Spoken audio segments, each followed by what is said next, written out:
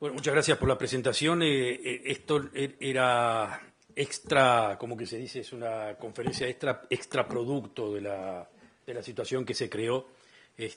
Como ustedes saben, lo había explicado David. Yo di aquí un curso y tuvimos varias conferencias, no sé si 3 o 4, extracurriculares, pero se agregó esta por la situación que se está viviendo. Evidentemente, y es muy claro la situación, la preocupación de la gran mayoría de la gente de acá, la mía, por supuesto, y obviamente que el caso digamos, este conflicto, más que conflicto ya, una guerra total en Gaza, se ha transformado prácticamente en el centro, o por lo menos uno de los polos más importantes de la política internacional en estos momentos. O sea, está concentrando la atención del público, en general en todo el mundo, y no me cabe ninguna duda, y entiendo muy claramente la preocupación especialmente de las comunidades judías, no solamente la de acá, la de prácticamente todos lados, ¿no?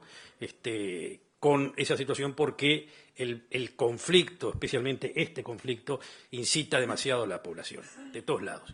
Hay dos cosas completamente, digamos, si lo queremos llamar así, que se juntan, a veces no tienen directamente, no tendrían que tener tanto que ver, pero obviamente el hecho de Israel, colectividad judía, sionismo, población judía, el trato, el vis a vis, el cara a cara con la población, digamos, gentil en cada uno de los lugares donde viven las comunidades, crea tensiones, y el conflicto levanta las tensiones más quizás que otros conflictos en el mundo. Eso también lo vamos a ver, pero entonces quiero hacer una aclaración ya de entrada antes de empezar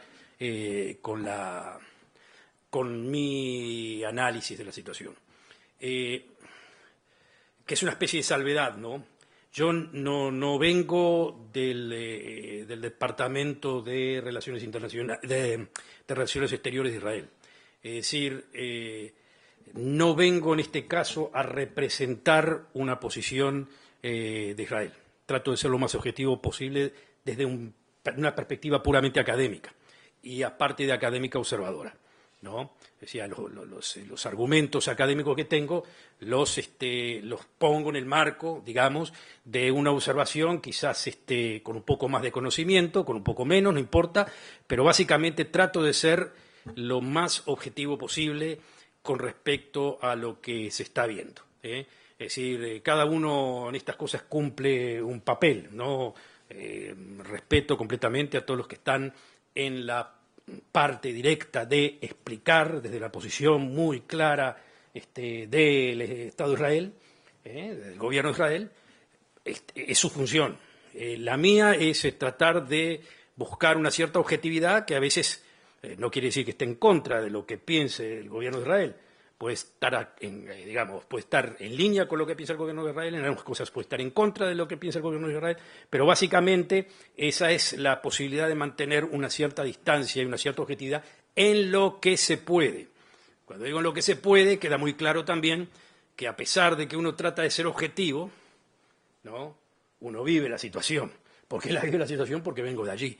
Es decir, si uno le pregunta, obviamente, a una persona, a un palestino, a una persona de Gaza, que también es académico, va a hacer un análisis académico, pero obviamente que también le está tocando desde su perspectiva los instintos más claros de la situación, ¿no? O sea que lo que tratamos de hacer en ese punto es tratar de ser lo más objetivo posible, o por lo menos todo lo que se dice, tratar de buscar esa objetividad en lo que se pueda, y obviamente de ahí, bueno, de ahí veremos qué se puede deducir de todo esto, ¿no?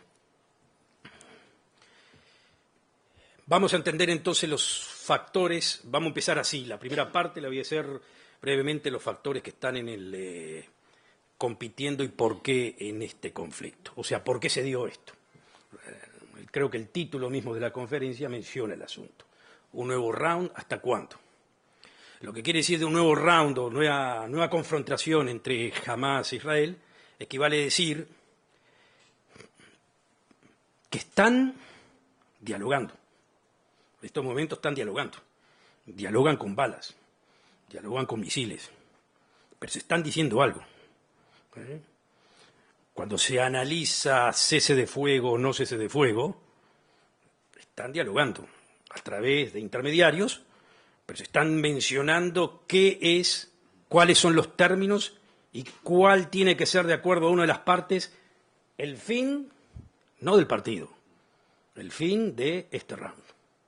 En una palabra, si nosotros le preguntamos ahora a Netanyahu, por ejemplo, para ir directamente a lo último que se está debatiendo. Hay un debate en este momento en el gobierno israelí, ¿no? El gabinete israelí en este momento está debatiendo. ¿Sobre qué está debatiendo?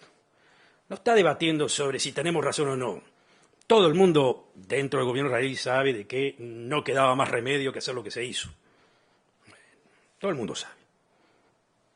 Pero en eso no hay problema. Lo que están debatiendo es cómo culminar esto. Es decir, vamos para adelante hasta lo que se podría llamar fin del partido y vamos a analizar qué quiere decir fin del partido para la concepción israelí, o lo dejamos, ¿no?, con parámetros determinados que obviamente se entiende de que va a haber otro round. Es decir, dejamos este asunto por otros 5 años, 6 años, como anteriormente, y obviamente ante esta clase de enemigos, que no está rendido, porque hay que entender claramente, no está rendido, vamos a tener otro round. Entonces la pregunta que se hace la gente del gabinete es, ¿podemos rendirlos? ¿Sí o no? ¿Cuál es el precio para rendirlos? ¿Qué tenemos que pagar? O sea, en vidas humanas, en vida de los palestinos también, que también se toma en cuenta desde todo punto de vista. Es decir, Israel no es asesino de palestinos, no es la idea. No se quiere eso, pero se quiere ganar. ¿Qué quiere decir ganar? Hacerlos por lo menos desaparecer desde el punto de vista militar. Que no constituyan un problema. ¿Se puede? ¿Qué es lo que hay que hacer para que se pueda? ¿Y cuál es el precio que hay que pagar? Y cuando uno analiza el precio que hay que pagar, analiza todos los precios que hay que pagar. Uno analiza el precio más cercano, que es lo que piensa cada uno del gabinete. ¿Cuántos soldados tenemos que pagar con esto? O sea, vamos a ver. Empezamos la contienda respondiendo, hay que entender eso también muy claramente. Israel respondió, no fue iniciativa de Israel. Israel responde, y entonces la forma de respuesta se entiende que con cierto mecanismo se puede lograr que el lado contrario entienda de que Israel es serio con respecto a golpear al lado contrario de forma tal que no tenga más ganas de seguir jugando con misiles así, o raptos, o esto, o lo otro. ¿Está? Eso es lo que básicamente es la idea. Ahora, utiliza elemento 1, utiliza elemento 2, utiliza elemento 3, y los elementos que tiene que utilizar Israel, obviamente, están en el marco, porque hay otro jugador que juega, ¿no? Están en el marco, y esa es la gran pregunta, de lo que la otra parte entiende que Israel va a hacer y lo que la otra parte entiende que pueda soportar de Israel. Es decir, ni se les ocurra pensar que esta gente del Hamas, que muchos lo denominan criminales, terroristas, esto, lo otro, y que yo los considero bastante como tal, pero no son agentes no racionales. Ellos tienen su programa. Ellos saben también qué es lo que pueden pagar, cuáles son las armas que tienen, y son muchas de las armas que tienen que racionalmente calculadas funcionan. No digo funcionan solamente porque funcionan los misiles que tiran y que no pegan. Que no peguen o que haya una cúpula de hierro que los bloquee, eso no es un problema para Hamás. Al contrario, para ellos, que el misil salga después de que Israel bombardee es poner bien, como se dice, punto, estamos resistiendo. El concepto de resistencia es un concepto racional. Resistencia no es ganar, derrotar. Ellos saben de que no van a exterminar a Israel. Les encantaría exterminar a Israel. Por eso son resistencia radical. Pero ellos saben que no pueden exterminar a Israel. Pero en el proceso de confrontación, para ellos victoria es resistencia. Entonces, ellos tienen un plan bastante armado, considerando también cuáles son las opciones que Israel tiene sobre la mesa. O sea, cuando ellos se plantearon el asunto de empezar, y porque lo hicieron a propósito, empezar el tire y afloje, entendieron cuándo había que empezar el tiro y afloje, cuáles eran las posibilidades que tenía Israel de reaccionar. Estaba como todo más o menos escrito en más o menos llevado en una tabla. Y hasta dónde Israel podía ir. Volviendo a lo que empecé. Cuando Israel está en estos momentos debatiendo en el gabinete, lo que usted tiene, o lo que ustedes tienen, son dos versiones dentro del gabinete, en donde el primer ministro y el ministro de Defensa mantienen una posición en la cual toman en cuenta las posibilidades de reacción militar que tiene Israel y las posibilidades diplomáticas. O sea, todo juega. La otra parte del gabinete quiere tomar en cuenta las posibilidades militares que tiene Israel y entiende una cosa muy clara, que si se toman en cuenta la imagen de Israel en el mundo, perdemos. Es decir, el aparato militar no puede funcionar. Con una palabra, si decidimos, y esto es muy interesante, porque prácticamente el 70% de la población de Israel está pidiendo, está exigiendo, para bien o para mal, está exigiendo ir hasta el final. O sea que si se va hasta el final, y vamos a ver enseguida qué quiere decir ir hasta el final, porque esa también es una palabra bastante interesante de dilucidar, si vamos hasta el final, quiere decir, en el caso más claro operativo, meter que las fuerzas que entraron, las fuerzas terrestres que entraron, no queden encerradas en 2 o 3 puntos dentro de la franja de Gaza, sino que vayan hasta más allá, que lleguen hasta lo que se llama el Camino Filadelfia, en fin, que conquisten Gaza en su totalidad, o que por lo menos vayan en busca, no de los túneles y de los puntos en donde disparan misiles o lo que sea, sino que vayan en busca de los que no encontraron hasta ahora, que son la dirigencia del Hamás y prácticamente a los soldados del Hamás que están escondidos prácticamente entre las poblaciones y no necesariamente en la zona donde está en estos momentos Israel. O sea, el ejército de Israel.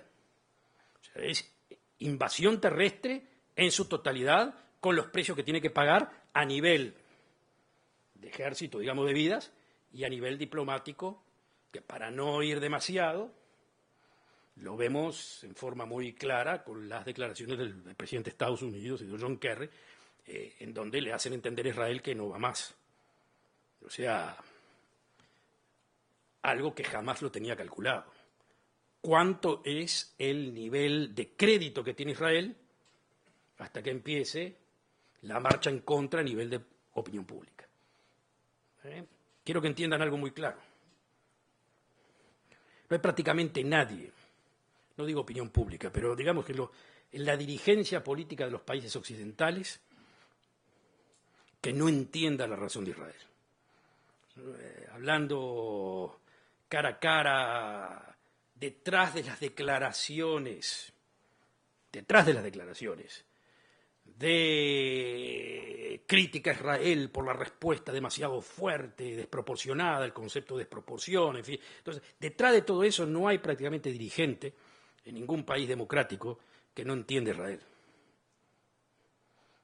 Pero los políticos son políticos, los dirigentes son dirigentes políticos. Y en sociedades democráticas tienen la opinión pública.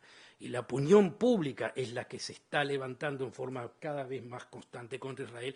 Y los dirigentes políticos que entienden también tienen sus cuentas políticas. Israel no es un buen case, lo que se podría decir, para ponerse a defender digamos, la posición de un país frente a su opinión pública. Entonces, los propios dirigentes están en esa situación, están en esa situación en donde, por un lado, entienden la situación de Israel y pueden inclusive entender mucho más que la posición de Israel en el sentido de que,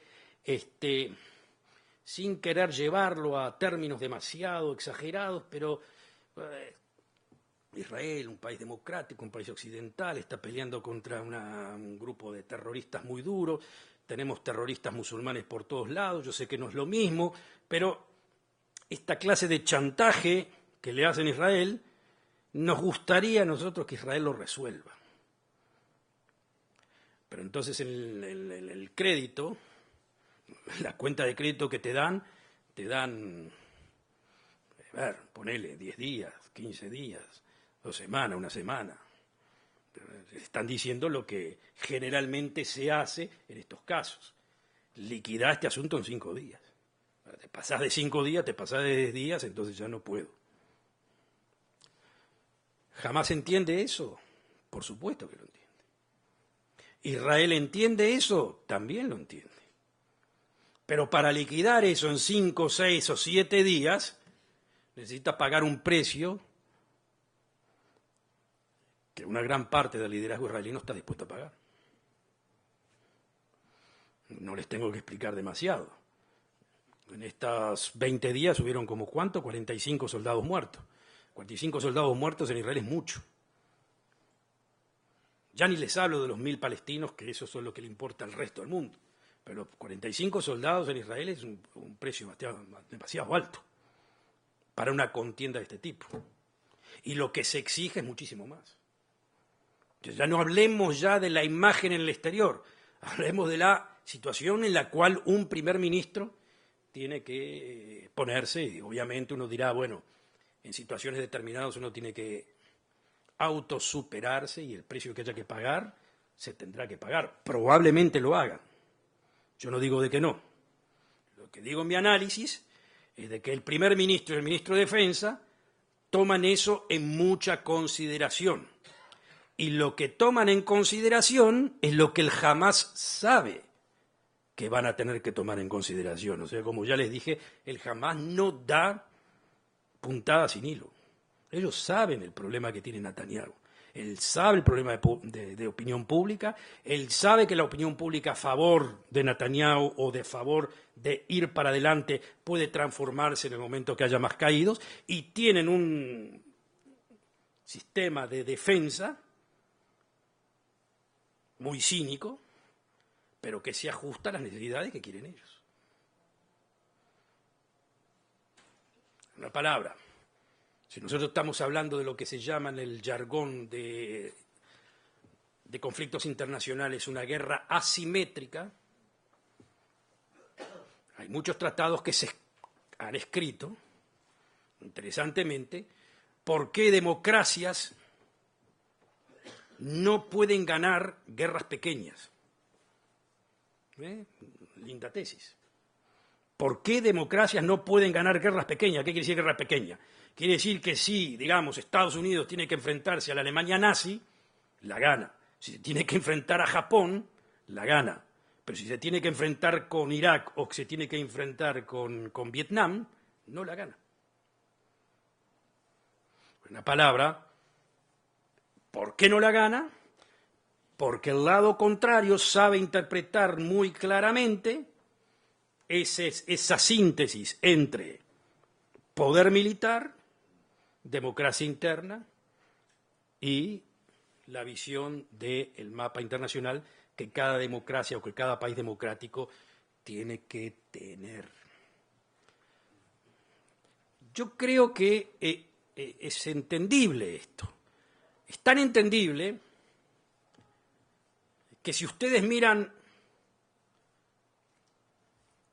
50 kilómetros hasta el norte de Israel, ustedes se dan cuenta de que ahí hay un genocidio, con todas las letras.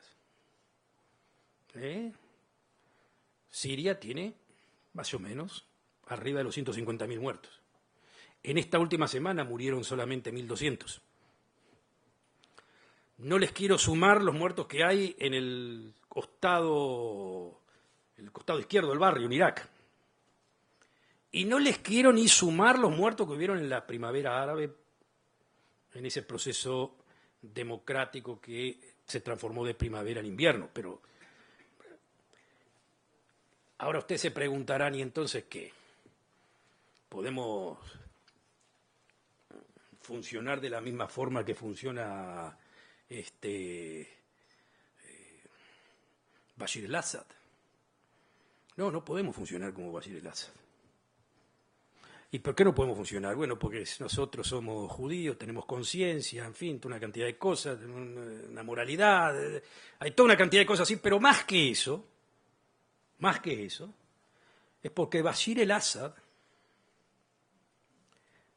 se alejó de los poderes occidentales con total raciocinio. O sea, ¿qué fue lo que hizo? No es que a Bashir al-Assad no lo tentaron a cambiar de bando.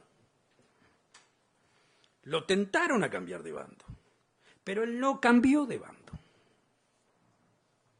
Y no cambió del bando desde el punto de vista, si usted se pone a mirar claro para ver este punto muy claramente, no cambió de bando con total racionalidad y desde su punto de vista con total razón. Criminal, pero con razón criminal.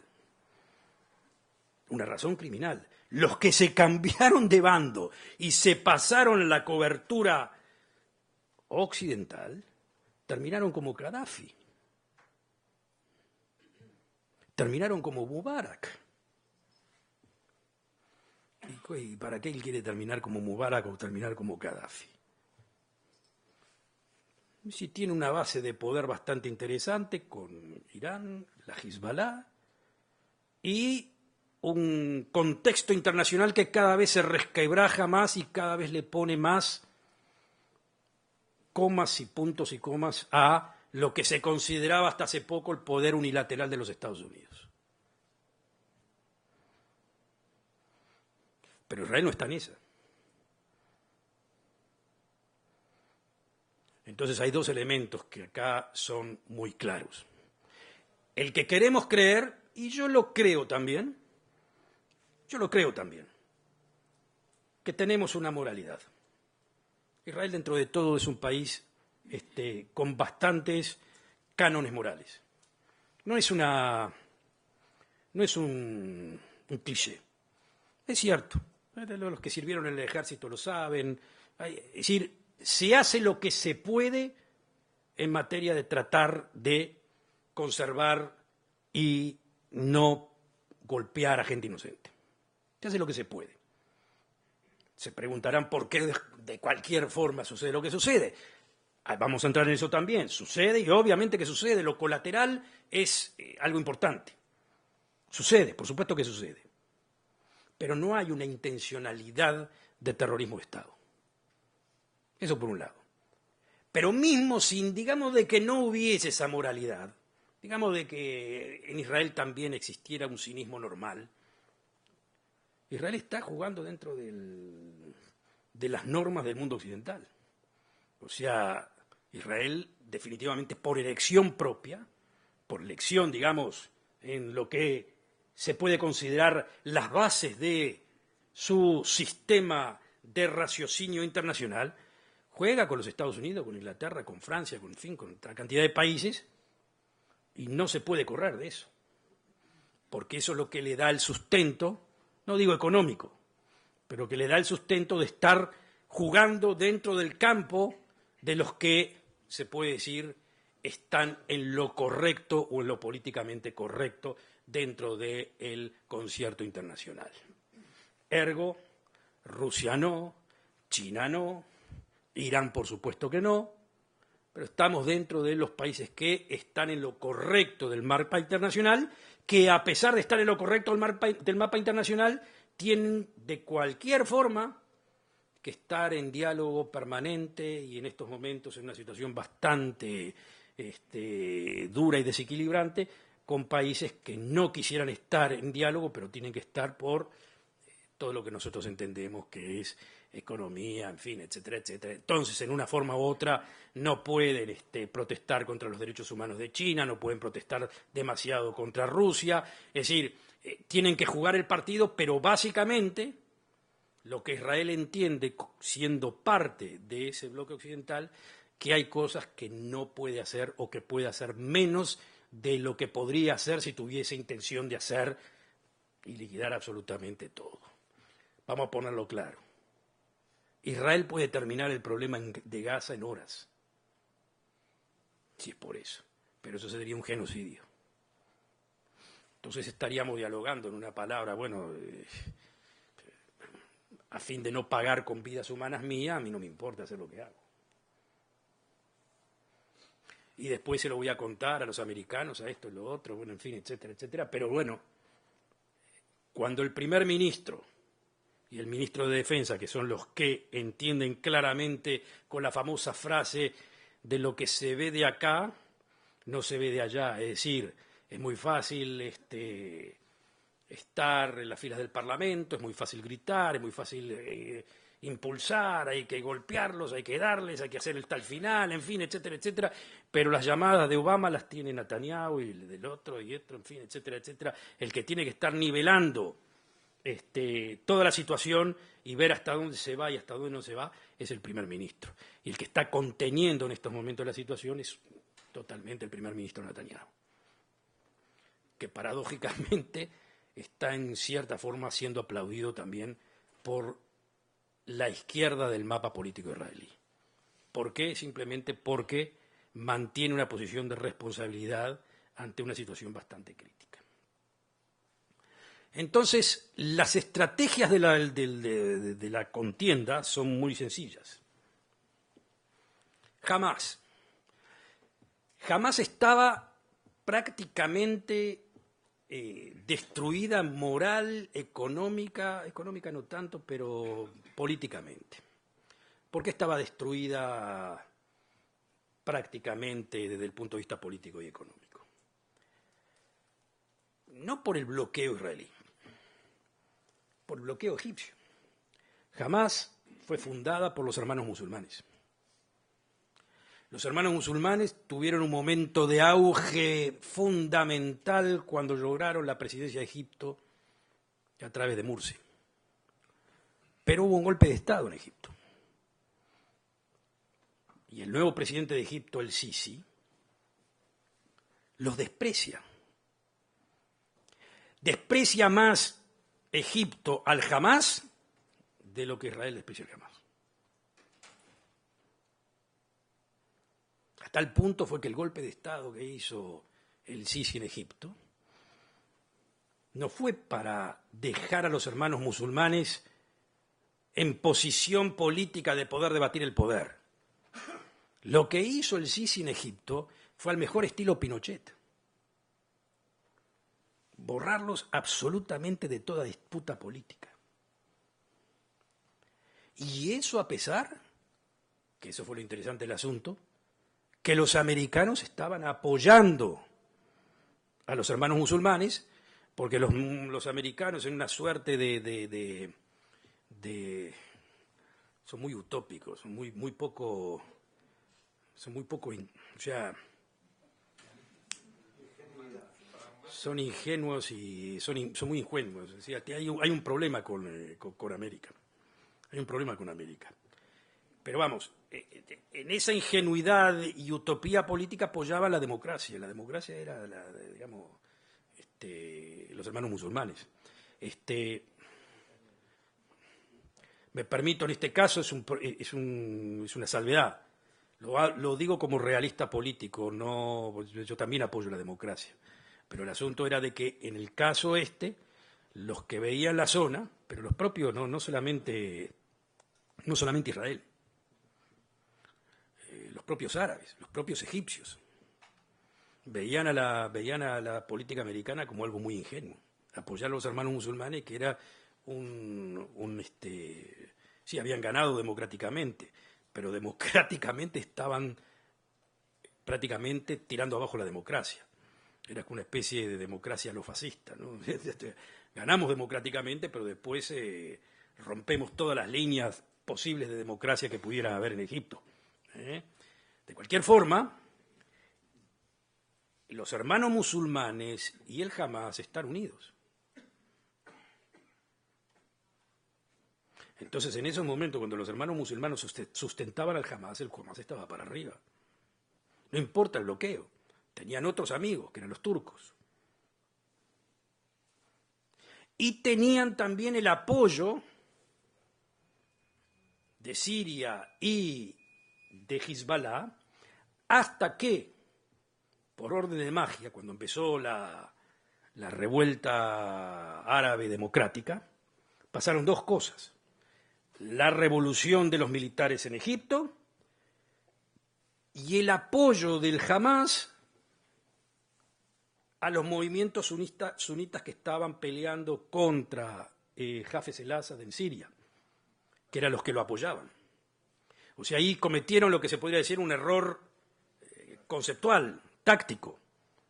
De un abrir y cerrar de los ojos, se quedaron sin Egipto, con la frontera de Egipto trabada, y con los amigos que eran los que le proveían las armas inmediatamente, que era la Hezbollah, Irán y Siria, preguntándose el porqué de la reacción contra ellos. Pero esa franja que nosotros tenemos, Hezbollah, Siria y Irán, es lo que se llama la franja chiita. Y como ustedes saben, los chiitas y los sunitas se odian, hasta el punto que se odian que pueden ver Irak.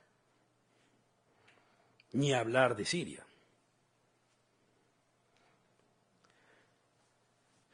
El Hamás estaba fuera de foco. Desde el punto de vista del pueblo palestino, el que estaba en negociaciones con Israel era la autoridad palestina, Abbas. O sea, mientras la autoridad palestina estaba negociando con Israel, y esa parte de Palestina, o sea, la parte de la Cisjordania, medianamente, lo digo con cuidado, pero medianamente prospera económicamente. Desde el punto de vista económico, está bastante mejor de lo que estaba antes. ¿Por qué? Bueno, porque aunque el proceso de paz no lleva a nada, pero el diálogo de alguna forma u otra, inversiones, que Israel deje entrar inversiones, que les quite checkpoints, en fin, de alguna forma u otra permitía una cierta prosperidad en la zona, que permitía a la gente de la Cisjordania, especialmente ciudades como Ramallah, como Jenin, inclusive Hebrón, que es una ciudad paradójicamente muy pro-Hamás y muy religiosa, fundamentalista, pero que tiene una prosperidad económica impresionante, tener una prosperidad que les permitía mostrárselas a Gaza como, digamos, bueno, nosotros estamos bien, ustedes están mal. Entonces Gaza estaba bloqueado por un lado, bloqueada por el otro, y entonces ustedes se preguntarán por qué no se morían de hambre. No se morían de hambre porque había un factor también muy raro dentro del Golfo Pérsico que lo bancaba, que era Qatar. Y el papel de Qatar es el papel de uno de los países más increíblemente sofisticado, no, pero digamos, una posición increíblemente rara en el marco de las relaciones internacionales en la zona y más allá de la zona. Qatar es un país, bueno, obviamente no tengo ni que expresarlo demasiado bien, no es una democracia. Muy poca gente y demasiado rico. Demasiado. Tienen plata para despardear de todos lados. ¿Qué hicieron con el dinero esta gente? Compraron su seguridad. ¿Cómo se compra su seguridad? De una forma muy sencilla. Banco a todos los radicales en el mundo árabe con tal de que no me toquen a mí. Entonces ellos bancaban las revoluciones en prácticamente todos los lugares del mundo árabe. Bancaron la revolución, o sea, bancaban a los grupos yihadistas en Siria y en Irak. Y por supuesto bancaban al Hamás. Eso es lo que les permitía no morir de hambre. pero les permitía mucho más que no morirse de hambre. Les permitía construir un aparato militar, y cuando digo militar lo menciono con mucha, con mucho cuidado, porque no es un aparato militar, es un organismo de resistencia terrorista que estaba basada en las flechas que tiraban, más los túneles que se construían. Que interesante, también se construían con cemento que también venía de Israel, paradójicamente. Porque dentro de ese esquema, Israel, como no podía dejar, como el concepto de ocupación no se terminó a pesar de que Israel se retiró de Gaza, tenía que mantener electricidad, agua, en fin, toda una cuestión que vienen de Israel. Y ciertos productos que tenían pasaje siempre que no sean productos armados. En definitiva, esa es prácticamente la solución que está en el tapete hoy en día en el cese de fuego, que ahora enseguidita vamos a entrar ahí. Pero Israel no tenía problema de hacer entrar cualquier cosa que tenga que ver con la vida normal, productos medicinales, en fin, etcétera, etcétera. No sé si saben, pero la hija de Anía fue atendida en los hospitales de Israel, o sea que del architerrorista, digamos, o sea, está siendo atendida en Israel. Es decir, había siempre un juego ahí que permitía, de alguna forma u otra, a Israel mantener una situación en la cual, bueno, esta gente la mantenemos en una posición no del todo cómoda, pero tampoco del todo mala. Y lo que le importaba a Israel fundamentalmente es la cuestión armada, que no tengan ahí armas ni cuestiones así. Y eso se le escapó del radar a Israel, pero se le escapó en forma absoluta y total. Señores, se lo digo yo ahora como adelantando los sucesos, capaz que me equivoco, pero no creo que me vaya a equivocar. Van a haber comisiones de investigación apenas se termine todo esto. Algunas cabezas o más de algunas cabezas va a caer. Porque acá se escapó del radar y se escapó mucho del radar. Todos sabían la existencia de túneles, pero se sabía la cantidad y la calidad. Todos sabían que jamás tenía misiles, pero no sabía qué cantidad, hasta dónde llegaban y cuántos. Bueno, y que Israel, un país con esa tecnología y todo, tenga que correr de atrás, es un problema que, obviamente, en un país democrático como Israel van a existir las comisiones de investigación, pero no puede ser de otra forma. Pero eso fue lo que fue armando el Hamás con el tiempo. Ahora, si ustedes se ponen en la situación, tenemos las armas, poniéndose en la situación del Hamás, tenemos las armas, estamos en el ostracismo político, y todavía Abu Alá me llama para formar parte de un gabinete de tecnócratas y yo acepto, después que hacía 7 años los eché de Gaza, a patada, los tiré de las paredes, los tiré de los edificios, los maté. Hoy en día entro como segundón dentro de la cuestión esta, que está en diálogo con Israel. Es muy claro que las piezas coinciden de que en algún momento tenía que reventar. O sea, lo que estaba buscando jamás era el momento. Y el momento de encontrarlo no es un momento fácil de encontrarlo, porque es prender a Israel reacciona y empieza de vuelta el asunto que, pero bueno, lo que pasó es lo que todo el mundo conoce. Los 3 chicos que fueron secuestrados y asesinados, que el Hamás nunca dijo que fueron ellos, pero no importa, entonces quedó, Israel apuntó hacia Hamás, empezó la escalada y el Hamás aguantó la apuesta. Y de ahí en adelante lo que tenemos es exactamente eso. Hamás hasta el momento aguanta la apuesta porque tiene muy claro los términos de hasta dónde puede ir Israel. Entonces volvemos al principio de la discusión en el gabinete. Los que quieren ir más allá Lo que dicen es justamente este es el momento de la sorpresa al Hamás. El Hamás no espera que nosotros vayamos más allá. El Hamás sabe hasta dónde va Israel. Y hasta dónde va Israel lo puede aguantar. Entonces lo que todos nosotros vemos, ¿no? 1000 muertos, una gran cantidad de niños, una gran cantidad de mujeres, y eso no los afecta, no los afecta. En nada. Al contrario. Afecta a Israel, pero a ellos no. Al Hamás lo favorece. Porque la estrategia de Hamás funciona así, como un movimiento de resistencia que entienden, pero entienden todo. Entienden hasta el antisemitismo en el mundo y lo fomentan. Es un arma. Si usted me preguntan si uno de ellos, si Hania o alguno de estos, inclusive Mashal, si es antisemita, le diría de que no. No les importa. Son cínicos.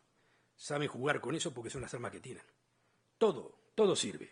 El niño, la mujer, la casa, esto, lo otro, los misiles de acá, pegarles allí, esconderse allá. Todo sirve, los túneles, todo sirve.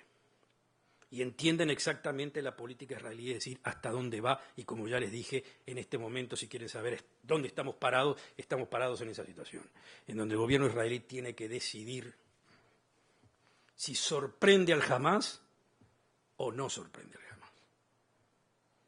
Si sorprende al Hamás, va hasta el final.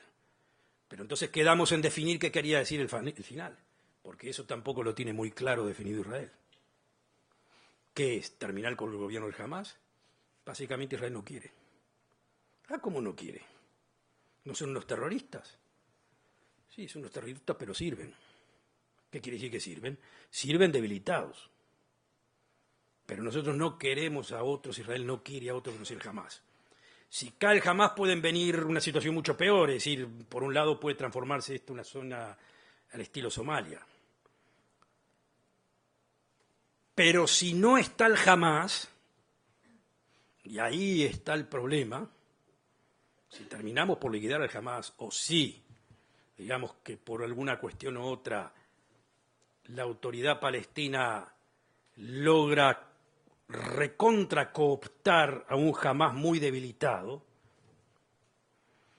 hay un problema muchísimo más grave para Israel. Y es que ahí tiene que negociar. Ahí tiene que negociar. Ahí tiene que negociar. Un Hamás debilitado es muchísimo mejor que un no Hamás, porque con un no Hamás hay que negociar con el moderado.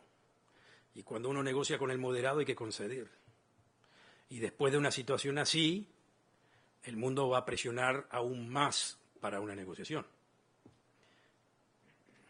Y antes de llegar al por qué Israel no quiere negociar, vamos a terminar con esta parte porque enseguida voy a abordar ese punto también, que es un punto que obviamente muchos me van a criticar, van a decir esto y lo otro, pero es real. Es real, señores. No hay vuelta. Perdón, dije no quiere negociar, me equivoqué. Quiere negociar pero no quiere llegar a nada. ¿Estamos? Para ponerlo claro. Quiere negociar pero no quiere llegar a nada. Nunca le damos con el precio, entonces, pero hay que seguir negociando. El Hamás es un punto importante en Israel, está bien que sea así, y el que lo concibió de esa forma no fue otro que Ariel Sharon. Ariel Sharon los hizo grandes. Porque ¿qué hizo Sharon? Se retiró unilateralmente de Gaza, cuando la intención era, me saco de encima Gaza, equivocadamente, me aferro a Judea y Samaria, y como me retiré, saqué colonos, me van a dejar tranquilo, o sea, me van a dejar tranquilo en Gaza y sigo allá. Pero lo que no hizo Sharon fue negociar Gaza con la autoridad palestina. Porque ahí hubiese sido una cosa diferente. Si negociás Gaza con la autoridad palestina, entonces vos con la autoridad palestina le decís, mirá, yo sé que vos con Gaza solo no te conformás, pero este es el primer pago. y vos te haces responsable. Después seguiremos discutiendo sobre esto de aquí hasta otros 1000 años. Te viene bien a vos, capaz, me viene bien a mí, vos, tranquilo. Pero no quería negociar con la autoridad palestina por ciertas razones que nosotros vamos a ver inmediatamente. Pero esa fue la situación. Desde ahí Gaza se transformó en el Hamás. Hamás tomó eso como su papel liberador. Israel se retiró y yo me instalo. Y entonces la pregunta es, ¿nos viene bien o nos viene mal? Entonces volvemos a lo que digo anteriormente. Sí, no era tan... el pensamiento de Sharon no estaba fuera de lo lugar. Lo que entendía claramente que el Hamás siempre es una situación en la que te permite a vos impedir una negociación hasta el final porque está Hamás. O sea, es un joker ahí que lo tenés y lo manejas a tu forma. Y entonces, ¿cuál es el diálogo con el Hamás? Un diálogo que cada 5 o 6 años, una escaramuza, muertos acá, muertos allá, que no tiene que superar demasiado porque se complica, y hoy se complicó. Y hoy se complicó. Entonces, ir más allá equivale a ¿qué? Tirar al Hamás no. Debilitarlo sí. Perder, ¿qué quiere decir perder en este caso? Ir más allá y que jamás no se debilite, salga gritando ganamos y matarle, yo qué sé, vamos a ver, ¿qué quiere decir? Le matamos 5000 personas y mueren 100 soldados. ¿Qué va a pasar con eso? Jamás va a salir gritando victoria de aquí hasta el fin del mundo. Y a prepararse para la próxima, que será dentro de otros 5, 6, 7 años, ya creando de este conflicto una mitología que ya la están creando. ¿Qué quiere decir la mitología? Metimos túneles, salimos por acá, salimos por allá, le tocamos la oreja a Israel aquí, le tocamos la oreja a Israel allá. Eso es lo que pueden decir, no tienen otra. Y entonces, ¿cuál es la próxima que vislumbran los dirigentes de Hamás? La próxima que vislumbran los dirigentes de Hamás es volver digamos, la cobertura Hezbollah, Siria, que probablemente termine el genocidio con otros 50.000 muertos más y, digamos, ponga estabilidad o cierta estabilidad en cierta parte de Siria. Y Irán, que en estos momentos está en diálogo con Estados Unidos. ¿Para qué? Para tener una cierta forma de acceso a poder atómico que le puede dar cobertura a estos movimientos proxies que para ser agentes no estatales tienen un poder impresionante. No les tengo que decir, si jamás tiene misiles apuntando a Israel, lo que tiene Hezbollah no tiene nombre. O sea que eso es lo que vislumbra en su plan Hamás. Israel, como ya le dije, está la discusión. Si se queda en el molde, ¿qué puede pasar? No del todo mal. Es decir, vamos a suponer que hay un arreglo de cese de fuego como lo quiere Estados Unidos. Paradójicamente, el arreglo de cese de fuego que quiere Estados Unidos y que quiere Israel es un arreglo de cese de fuego que le da en cierta forma un parámetro de victoria a Israel. ¿Por qué? Porque lo que quiere Israel es cese de fuego y después discutimos la apertura del cerco. A ver, para Israel un Hamás debilitado equivale a decir, no de que el Hamás o la población de Gaza se muera de hambre, nuevamente, que la población de Gaza se viva bien no es ningún problema. Lo que quieren es de que Hamás sea desarmado, decommission. Hamás decommission, o sea, sin armas, ya no es Hamás. Pero paradójicamente, y eso es lo interesante del asunto, fíjense ustedes, la comunidad internacional y Estados Unidos en estos momentos quiere presionar a Israel para que acepte eso. hasta ayer, si lo quiero decir, hasta hace 2 días, John Kerry hizo una propuesta a Israel que no le sentaba bien, pero ya la corrigió. ¿En qué forma la corrigió? Exactamente la forma que le estoy diciendo yo ahora. Que primero cese de fuego y después desarme del Hamás, que eso es lo que es aceptado por la comunidad internacional. ¿Y a cambio de eso qué? Y a cambio de eso algo que Israel nunca negó, porque la gente en el mundo que no conoce piensa de que Israel quería exactamente hambriar a la gente de Gaza. Le hacía el bloqueo para hambriarla. No, a Israel no le interesa el bloqueo para hambriar, al todo lo contrario. Si Gaza se transforma en Las Vegas, es mucho mejor para Israel. Que vivan, que gasten, que tengan, y es una zona maravillosa, así que es una zona que se podría transformar, pero lo digo con total conocimiento de causa. En 2 años, exactamente, si los dirigentes de Hamás quieren, transforman esa zona en Singapur. Y les voy a decir más, fácil, tampoco con gran esfuerzo, fácil. Gaza los pone, es decir, Qatar los pone de sucursal. Los pone de sucursal. Y todos estarían felices de la vida.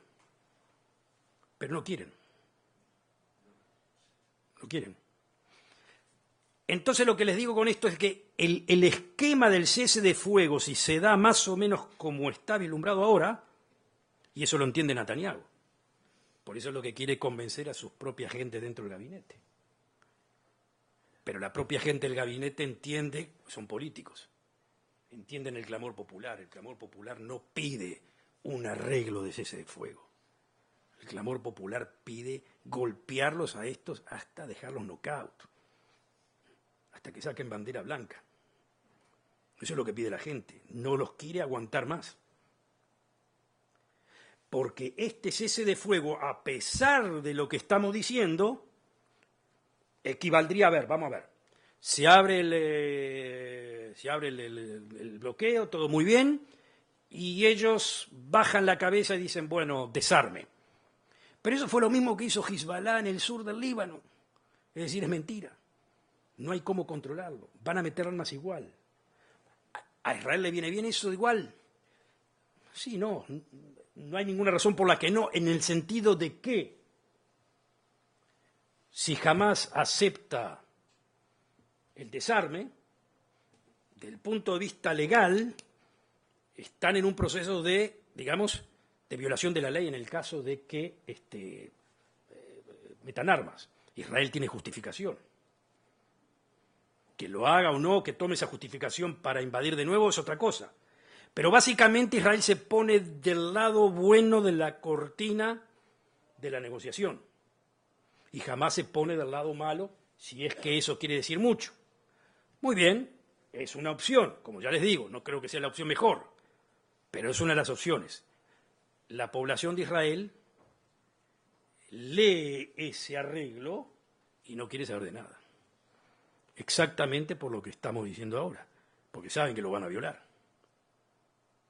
Entonces lo que la población de Israel está diciendo a través de sus delegados políticos que están en el gabinete es corran para adelante. La decisión va a estar en los próximos días. Si me preguntan a mí apostar, porque esto es una cuestión de apuesta, yo creo que gana la de Netanyahu. Yo creo. Esa es una especulación, no sé. Probablemente haya una escaramuza más, dure una semana más, 2 semanas más. Yo creo que a la larga Israel se va a quedar con la misma solución que estaban las otras veces. Es decir, el próximo round.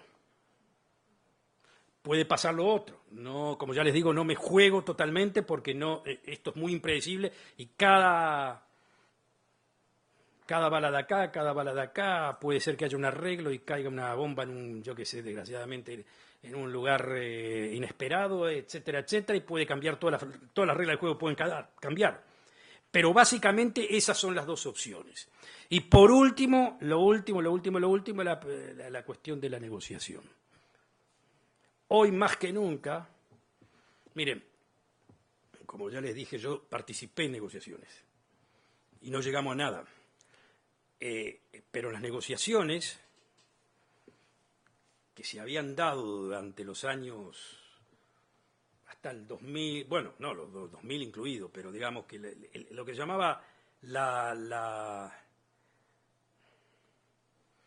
ventana de oportunidad de las negociaciones fueron desde los años 90 hasta prácticamente, yo diría que se cerraron en estos días. Fines de los 2010, por ahí se empezaron a cerrar. ¿Cuál era la apertura de la ventana de negociaciones? ¿Por qué Israel entró a negociaciones? Porque cayó la Unión Soviética. Estados Unidos se vislumbraba como la única potencia universal. No había nadie que le podía hacer, decía nadie que podía hacer sombra en ningún lado. Irak estaba, que era, digamos, el enemigo acérrimo. Después de la guerra con Irán estaban los dos prácticamente destruidos. Y aparte Estados Unidos ya se la tenía jurada a Saddam Hussein, o sea que una vez, la segunda vez ya iba a caer, en fin, de alguna forma u otra, en ese momento se veía a Irak como un poder en decadencia.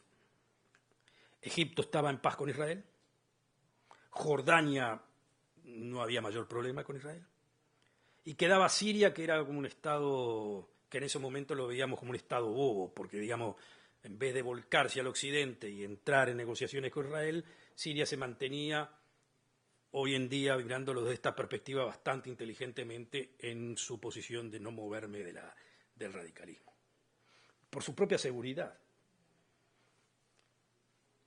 Eso era lo que se llamaba la window of opportunity, lo que se llamaba la ventana de oportunidades. En esos momentos todo pintaba como para que uno pueda pensar, bueno, ¿qué queda acá?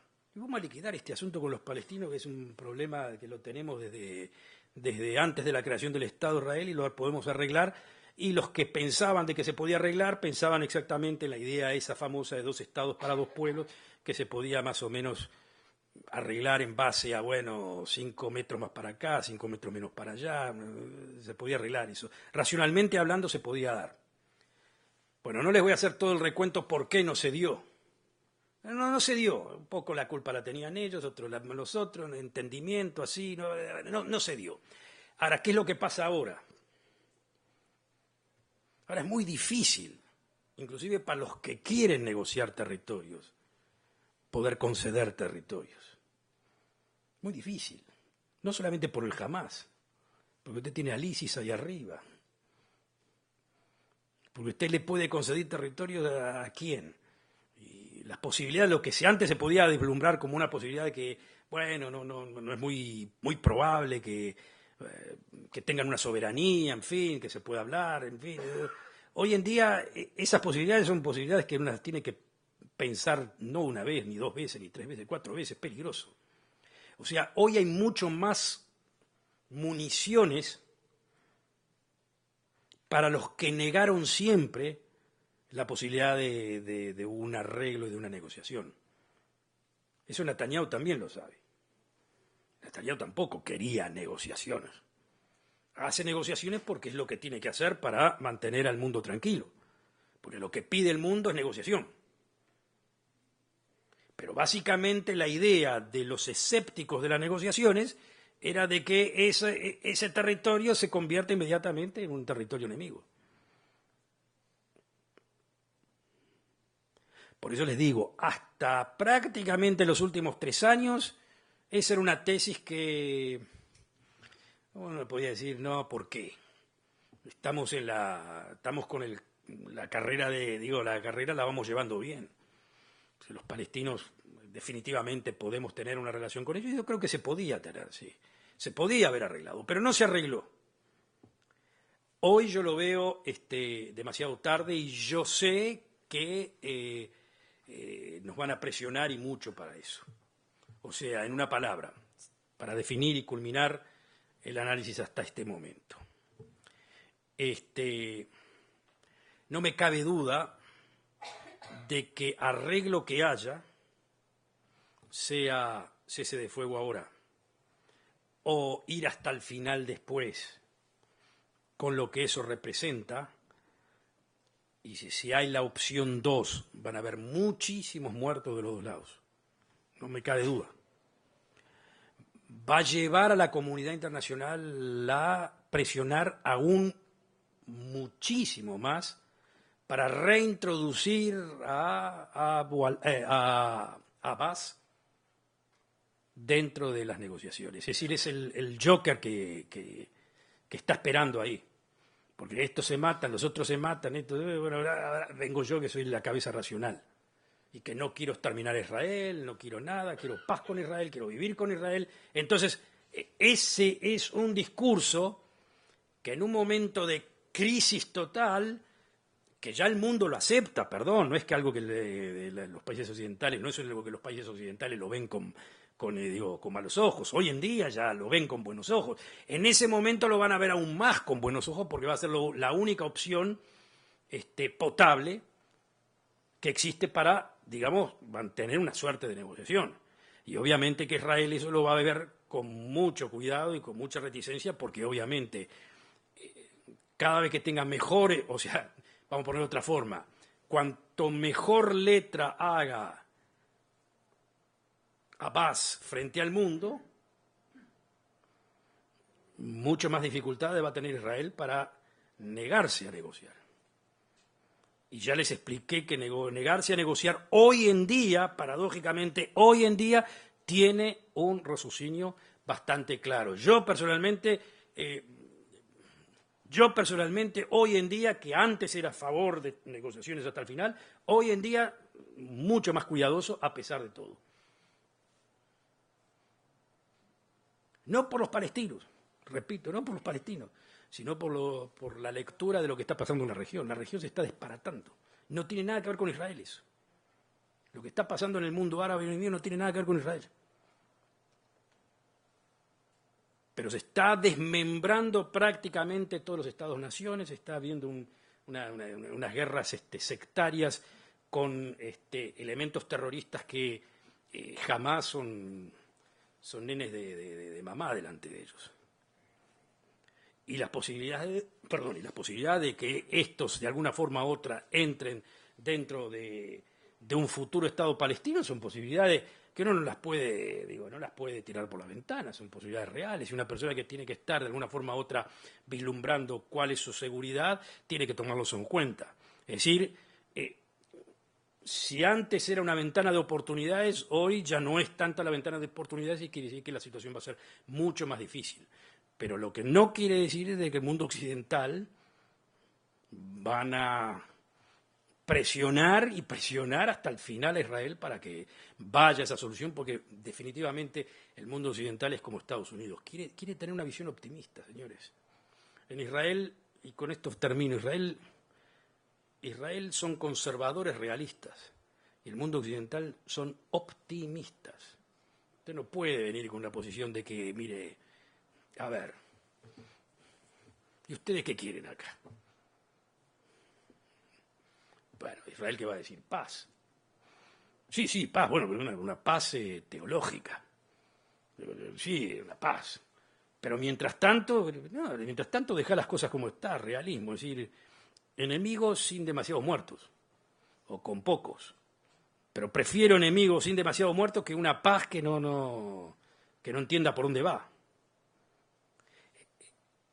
El mundo que soporta a Israel, y acá entramos quizás al último punto, el mundo que ve a Israel pretende otra cosa de Israel. Ese es el asunto.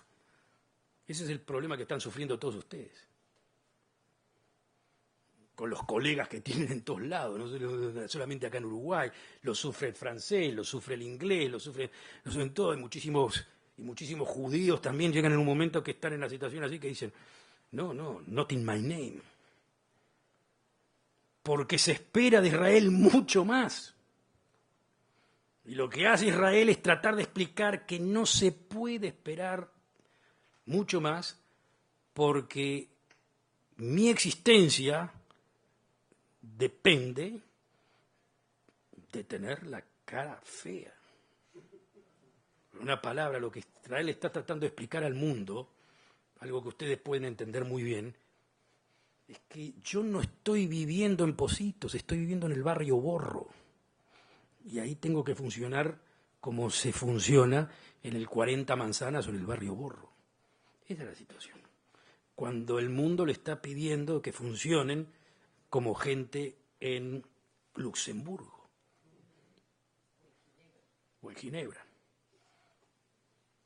Ese es el realismo que mueve a Israel enfrente de lo que el mundo que admira a Israel pretende de Israel. O sea que la situación, ustedes se preguntan, pero una manga de antisemitas, hay de esos también. Pero más que eso, son gente que admiró a Israel y que Israel los defraudó. Y no pueden to cope with eso, no lo pueden aguantar. Como decían los ingleses, ¿sí? Bueno, que tengan un Estado, Israel, pero compórtense como la gente. Bueno, entonces, a Israel constantemente quería hacer entender que no es una zona como para comportarse exactamente como la gente, y amén de que los que se comportan como la gente, o los que tienen el título de comportarse como la gente, la verdad que no se comportaron como la gente jamás. Es decir, que en eso también estamos en una situación en la que Israel y los judíos tienen un diálogo con el mundo en general, con el mundo que los rodea, que es un diálogo muy complicado, que hay elementos de prejuicio muy grande, pero que aparte del prejuicio muy grande, están los elementos que se espera de Israel, una actitud que Israel no puede proveer. El momento de la invasión israelí, ellos lo sabían muy bien, es terminar con ese plan. O sea, y terminar con los túneles. Sí, por lo menos por 5 años. Sí, terminan con los túneles por 5 años, pero ganan, en esos 5 años ganan la predominancia política nuevamente dentro de los palestinos. Vuelven a ser, digamos, los túneles son para afectar a Israel, son para hacer crímenes, para hacer, para destruir la moral. Pero el plan B no les va tan mal, porque a pesar de que, digamos que dentro de la contaduría que tiene Hamás, el hecho de que Israel les reviente 30 túneles, les mate 2.000 personas y les destruya medio Gaza, está dentro del cálculo, no hay problema. Bueno, no hacen el atentado ese de los 200 muertos, pero perfecto, pero si salen bien parados, digamos, desde el punto de vista político, que no sé, es una apuesta. Si salen bien parados políticamente de este asunto, si salen con la bandera gritando, no la bandera blanca, con la bandera gritando, obviamente que el cálculo es Hezbollah, Siria, Irán. Ese es el contexto. Ese es el contexto. A eso van. Entonces, tenés razón de que Israel, con el asunto bloquea la posibilidad de un golpe táctico impresionante. Si lo llegaban a hacer, un golpe táctico impresionante. Táctico, digo, no sé si ganaban mucho con eso, pero iba, digamos, ponele que hagan eso, ponele que en Rosh Hashanah hagan eso, maten 200 o qué sé, bueno, pero ahí entonces le dan a Israel una carta para no hacer una invasión, sino para hacer un genocidio, es decir, sin problema. Entonces, si te matan 200 personas así con un acto así, entonces ya ganás alguna carta, pero perdés otras también importantes. Yo creo que ellos están, por el momento actual, bastante bien servidos con las cartas que tienen, a pesar de que Israel les destruya los túneles. Pero esa es mi evaluación, ¿no? Netanyahu anunció a la población israelí que debía prepararse para una extensión de la campaña. ¿Cuál sería la posible lectura válida por esta noche, por lo menos? Pero como ya les dije anteriormente, es un debate de gabinete. Si Netanyahu entiende de que la presión pública es demasiado grande, tiene que saber, o sea, de vuelta, nuevamente, él considera todas las piezas en juego. La pieza que tiene en juego es la política internacional a los que tiene que convencer. Pero si él ve de que jamás no para, sigue la presión de presionar y aguanta la apuesta, entonces también puede ser muy probable que vaya hasta el final. Y yendo hasta el final, le repito, no quiere decir de que jamás no aguante esa pulseada también. La puede aguantar la pulseada, porque repito, el Hamás no le importa a la gente que le maten. Que eso es un punto, sí, muy cínico, pero muy a favor del criminal. Muy a favor. Si no te importan las pérdidas tuyas,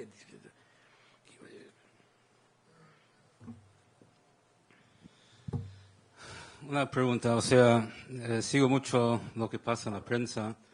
Lo que yo no entiendo es, acá no se trata simplemente de un enemigo que reclama un Estado y tira unos misiles, y como muchas veces la gente dice, si tiraran misiles al obelisco, ¿qué haríamos?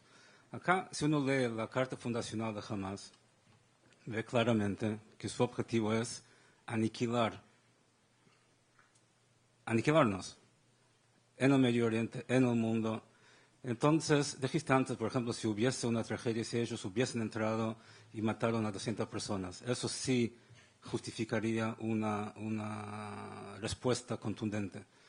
Y mi pregunta es, cuando estamos ante un grupo de gente que jura nuestra aniquilación, o sea, ¿por qué no tenemos la legitimización en los ojos del mundo para defendernos contra eso? No, muy buena la pregunta. Entonces, la pregunta sería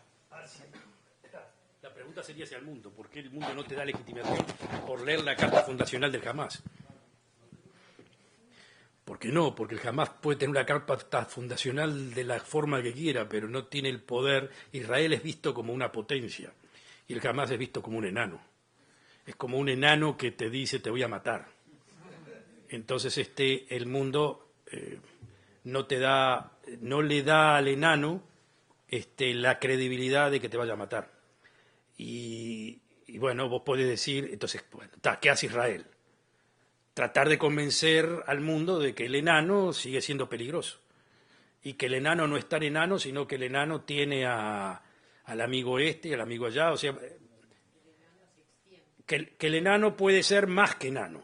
Ese es el asunto, que digamos que está Hezbollah, está lo otro, bueno, pero está muy bien, eso es lo que está tratando de hacer Netanyahu, lo hace como puede. La pregunta es entonces, ¿por qué no le creen? Porque 2.000 es más que 50. ¿En qué sentido? 2.000 es más que 50. Bueno, entre otras cosas, 2.000 es más que 50, pero entre otras cosas porque el mundo no quiere creer, digamos, quiere tener la esperanza de que haya una solución que no equivalga a esto y lo otro, y aparte, el mundo sabe, no es que nadie sabe, el mundo sabe que Israel tiene 300 bombas atómicas, que las puede deliberar. O sea que Israel es una potencia regional que tiene manos atadas, como también las tiene Estados Unidos. Si vos me preguntás, entonces Estados Unidos, ¿por qué no hace esto? Que es la superpotencia, es la única, capaz que lo haga. Es decir, pero básicamente tienen los países democráticos, estos tienen las manos atadas ante situaciones así. Nuevamente, ¿qué quiere Netanyahu? ¿Por qué menciona tanto a Churchill? Porque quiere convencer al mundo que esta es una situación similar. Que Irán es Hitler, Hamás es los Sudetland, o los palestinos son los Sudetland. Y bueno, tú lo que me decís es, ¿para qué convencerlos si es así? Pero convencerlos es parte del juego. Pues si vos decís, mirá, no me importa absolutamente nada, bueno, do it. Eso es lo que hace Assad. ¿Qué hizo Assad? Mató a 150.000 y se ríe. Y después vino a Estados Unidos y le dijo, bueno, no, tranquilo ahí, y siguió. pero vos estás jugando con otro partido. No digo de que no se va a hacer, pero lo que está tratando de hacer Netanyahu es exactamente lo que vos decís, o digamos, o que no entendés cómo el otro no te entiende. Ese es el asunto, el otro no te entiende exactamente por eso. Y vos considerás que es muy importante que el otro te entienda. Cuando llegues a la conclusión de que no querés que te entienda y no te importa porque es una cuestión de vida o muerte, entonces, bueno, no me importa. Que me entiendan y digamos a decir, en la psique israelí, jamás no es aún Alemania nazi. Porque si jamás fuese la Alemania nazi, entonces no pensás. Y Netanyahu quiere hacer entender de que es una suerte de Alemania nazi, que no es todavía, pero que puede ser, esto y lo otro, entonces todavía está jugando el partido político y esos partidos políticos tienen sus precios.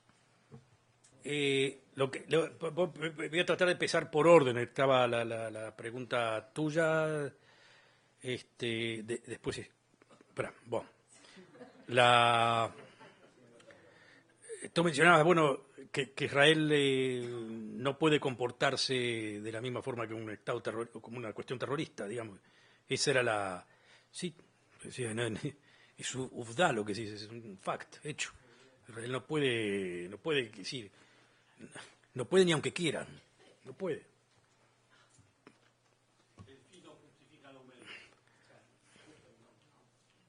Exactamente, no puede. O sea, el fin, digamos, bueno, hay que exterminar a estos tipos, qué sé yo, es un problema, es un peligro, a un peligro hay que darle con un mazo en la cabeza. Bueno, sí, hay que darle con un mazo en la cabeza, pero hay que ver dónde cae el mazazo, si no, está fuera de juego. Podés estar, ya te digo, Assad eligió eso. Miren que Assad también estudió en Inglaterra, no es tan idiota, él también estudió, conoce el liberalismo. Bueno, no solamente que no es judío, sino que eligió. Sí, democrático, occidental, con una cierta moralidad, y aunque no quieras tenerla, estás guiado, estás en ese ambiente. Querés estar en ese ambiente, no es que estás, querés estar. Por varias razones, por todas las que quieras, también económica, también académica. Si nosotros nos comportamos así, tampoco los académicos tampoco van a poder ni ir a Inglaterra, ni estudiar en Estados Unidos, ni acá, ya. Israel quiere académicos que estudien ahí, todo combinado. Y el boicot, que nadie habló, hay boicot, Israel no quiere boicot. En una palabra, si Israel cae en la mishbetz, lo que se dice, No. Si cae dentro del cuadradito de Sudáfrica, no le sirve, no importa. Aparte digo que si cae como un estado paria, no le sienta. Entonces no quiere decir de que Israel no puede utilizar la fuerza, pero tiene que siempre medir acá, pegás acá, aguantás acá, pegás allá. Estás todo el tiempo, para eso está el primer ministro. Eso es lo que tiene que hacer todos los días. Pensar cómo medir los pasos, cómo calcular. Entonces, ¿sabe esto? Había muchas opciones de hacer muchísimas cosas. También se podía haber bombardeado las instalaciones nucleares de Irán, y no se hizo. ¿Por qué no se hizo? Se podía haber hecho. Bueno, porque eran todos cálculos. No solamente represalia, si se podía hacer, Estados Unidos no quería, el ejército tampoco quería, en fin. Te hacen un juego político que vos decís lo que podés hacer, querés hacer, y ahí te vienen las cuentas de qué es lo que podés y lo que no podés. La pregunta de las raíces. Si el problema fue que acá yo di un curso, en el curso empezamos justamente de las raíces. Y acá dimos varias conferencias donde se trataron esas las raíces. Lo que pasa es que en esta conferencia estaba focalizado sobre estaba focalizado sobre el round. No, si no me focalizo sobre el round no puedo entrar en lo otro, pero la pregunta es correcta, si se puede, digamos, si se puede ver todo esto sin tocar las raíces. Y ahí entras en una pregunta también filosófica, es decir, hay muchos que dicen de que no conviene entrar a las raíces, porque la raíz es como es muy subjetivo, ¿quién hizo qué? La historia es un arma política. Es un arma política. Ahora, claro que la historia de Estados Unidos hace 300 años que pasó con los indígenas, eso, bueno, ya pasó 300 años. Esto fue hace 60. Y el arma política esa que es la historia la balancean, claro, historiadores, hay historiadores de acá y historiadores de allá, que son lo más objetivo posible, pero esa objetividad, como se dice, la narrativa, es el gran concepto, la narrativa es diferente. Hoy se habla de narrativas. La narrativa es tu cuento frente a mi cuento. Ahora, si vas a mi cuento contra tu cuento, no llegamos a nada. La verdad no se llega a nada. Mi cuento contra tu cuento. Y en definitiva, no solamente con el Hamas, con los palestinos en general, es eso. Si me preguntás por qué no llegamos a la paz, fue justamente por eso. No era por territorio, era por tu cuento frente a mi cuento. No, palestino... con los... No, pero no, eran palestinos... Con el palestino más moderado no llegás al enganche. Con el amigo tuyo no llegás. No llegás, no se puede, no hay forma. Es decir, en este juego, especialmente en este conflicto, tenés que saltar por sobre la narrativa. Tenés que jugar el partido del posibilismo, no la justicia. Eso lo decía siempre Benamí, decía, si vas a jugar a justicia, no tenés paz. No hay paz. No hay paz sin justicia. No es cierto. El perdón sí, ¿no? Con el perdón sí. Perdón, por supuesto. Es lo que falta. Bueno, pero para el perdón... La narrativa de cada uno está bien, pero cuando uno se logra perdonar más allá de lo que... Sí, pero arreglás yo estoy muy metido en esas cosas del perdón y cuestiones, no en la cuestión de Israel, sino justamente con la gente que son tus antepasados en el País Vasco. Esa cuestión del perdón es fatal, pero es posible. Es posible, el perdón es posible. Pero no hay forma de llegar a ese perdón sin arreglo político. No sé si me explico. No alcanza el perdón, el arreglo político. Es el arreglo político cuando vos superás ya las narrativas y todo eso y decís, bueno, mirá, dentro de lo posible yo quiero vivir más o menos así, yo pretendo los 100%, pero me dan el 70%, me quedo con el 70%, y bueno, como los bonos buitres, ¿no? Me quedo con lo que hay o después, ¿no? Ese es el asunto. Si no tenés arreglo, ¿sí? No tenés arreglo. Tenés que patear la justicia subjetiva. ¿Entendés? No es que patearla, ¿no? La tenés, pero no podés... No de castigo. Es decir, si vos... la justicia intenta... No podés hacer arreglo, porque el palestino tiene un problema esencial. Que no digo que sea problema. No digo que sea problema, pero es su vida. ¿Entendés? Me robaste, punto.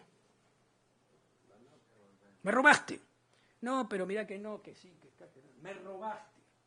Pero yo hablo de las raíces, hablo de siglos y siglos. No hablo tanto. No, que siglos y siglos, no, olvídate de eso. No, siglo, forget it.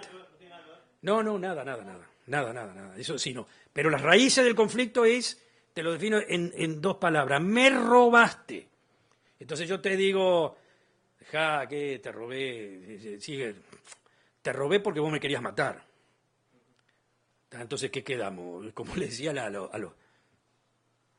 a los que expulsaron en la ciudad de Ramle, que los expulsó Rabin en el 48, les dieron una opción muy clara. ¿Qué prefieren? ¿Que los expulsen o que les haga lo que vos me harías a mí? Y ahí quedó definido todo el asunto. Pero hubo expulsión. No quiero acaparar, perdón, porque no se entendió mi pregunta. En todo caso, después. Está bien, después lo seguimos, pero te digo de que el palestino, el hecho de la Nakba, la expulsión, es determinante. Sí, es un trauma terrible. Lo tienen el nieto, el bisnieto, es un yo no lo cuestione, no lo cuestiono. Para el israelí la Nakba es la guerra de la independencia. Es decir, la narrativa israelí es: hay Nakba porque me querías cortar la cabeza y perdiste.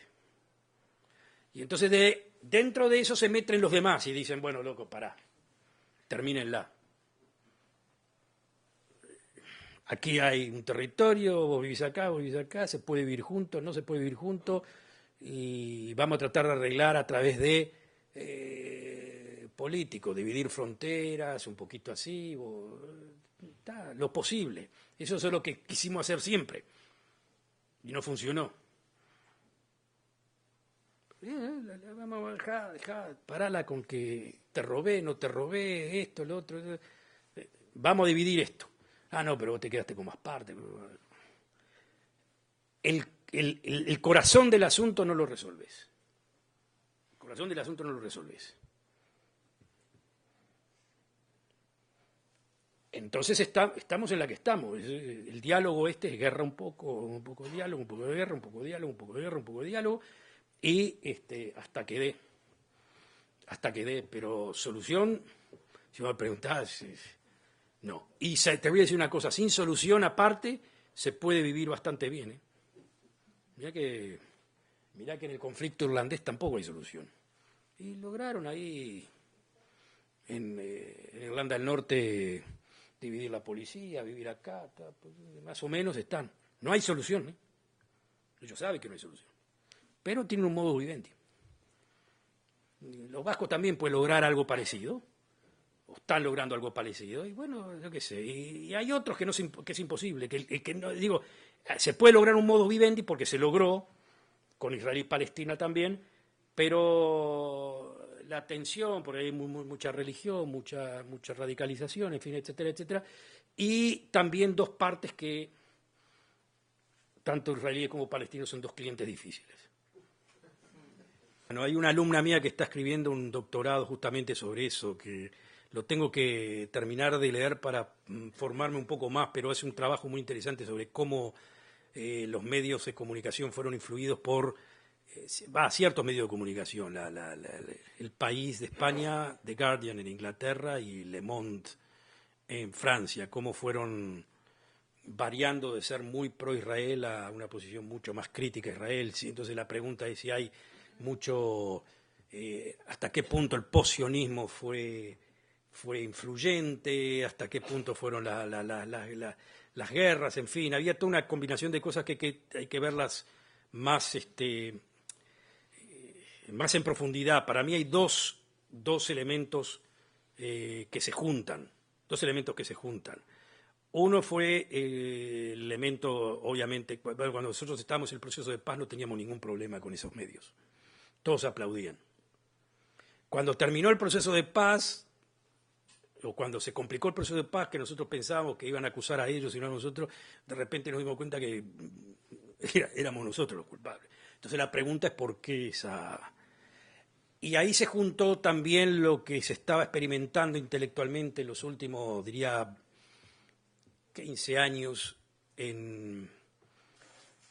también en Israel y también en los Estados Unidos. Estados Unidos fue, y en Europa también, en cierta forma, que fue el post-sionismo. No el antisionismo, el post-sionismo. El post-sionismo, que tiene algo de antisionismo, pero es más post, es decir, el Israel judío como Estado judío es una cuestión que no entendemos muy claro. Bueno, lo dejamos correr mientras no hagan demasiado lío, pero si empiezan a hacer demasiado lío, entonces empezamos a cuestionar el por qué el Estado judío. Así empezó, eso fue, en los últimos 10 años fue lo que se dice la cabeza dominante. En las universidades de Estados Unidos usted lo puede ver a donde vaya a donde vaya, va a encontrar esta discusión. Las discusiones que tenemos en Israel no son nada con las discusiones que hay en los campus de Estados Unidos. En los campus de Estados Unidos es guerra-muerte prácticamente entre estudiantes de un lado y del otro, y el tema es el tema, digamos, que puede definir carreras de gente y posiciones académicas. Es fatal, es sin piedad. Y ahí está muy desarrollado, especialmente entre los estudiantes liberales americanos, ese concepto de Israel como Estado que no me convence de base, que te repito, si se porta bien, bueno, pero se porta muy mal aparte. Entonces, será porque es así. Entonces empiezan a discutir, ¿qué quiere decir eso del Estado judío? Pero el Estado judío, ¿qué problema con el Estado judío? Bueno, sí, no, algo no funciona bien. Ahora, esos mismos estudiantes ahora se la tienen que ver en Europa con un problema que tienen en Europa también, que es una suerte de estados judíos que están empezando a nacer en Europa, no estados judíos, pero estados de la misma forma que los judíos, es decir, el estado escocés, los vascos, los catalanes, están todos buscando etnonacionalismo, que eso es lo que es Israel. Bélgica sí se divide, sí se divide, Checoslovaquia se dividió, Eslovaquia. Claro que usted puede decir, muy bien, pero el etnonacionalismo en Europa no es problema porque nadie se mata, ni estos van a matar a estos, ni estos. Máximo se dividen, se va a Escocia, bueno, se queda. Los catalanes, España no le va a mandar ejército a Cataluña, o por lo menos me parece a mí.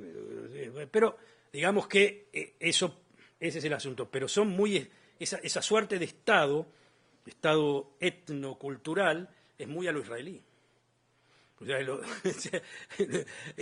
esa suerte de cuestión ya está, como que se dice, hizo el pasaje así, pero si la pregunta es que los medios de comunicación, así como también te encontrás con The Guardian que no le dicen a los escoceses, ustedes son una miércoles y lo que sea, pero no, muchachos, no, o a los catalanes, no, a mayor grado se lo hacen a los israelíes porque no quieren esa suerte de estados.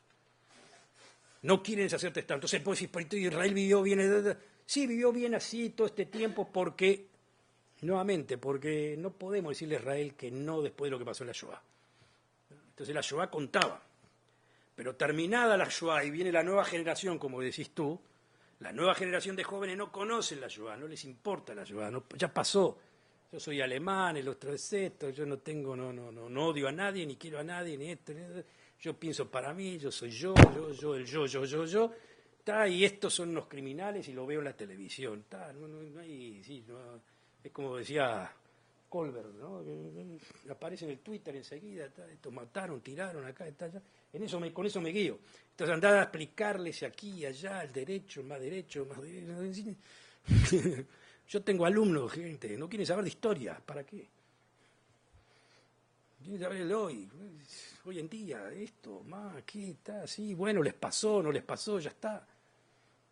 ¿Entienden? Ese es un problema que, claro, para Israel cada vez esa competencia le es más difícil. Cada vez le hace más difícil.